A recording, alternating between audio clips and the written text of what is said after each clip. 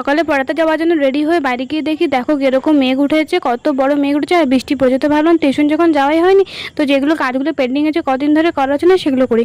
আর এ পাশে আলমারি পরিষ্কার করতে গিয়ে দেখি ডায়েরিটা পেলাম। এটা হচ্ছে ড্রয়িংয়ে যখন আমি 4th ইয়ার পরীক্ষা দিই তখন কিন্তু আমি ডায়েরিটা করেছিলাম। আর দেখো এই ঘরটা যে বানিয়েছিলাম এই হাঁড়িটা না ভেঙে গিয়েছে।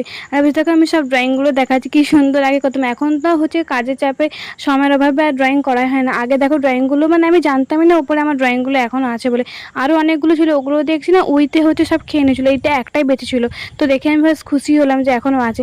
আর ওর পাশে দেখো আলমারিটা না খুব হচ্ছে বিচ্ছিরি অবস্থা, তার জন্য একটা না অর্ডার দিয়েছিলাম মিশো থেকে হচ্ছে কভার, তো হচ্ছে সেটাই দেখো হচ্ছে লাগিয়ে নিচ্ছি।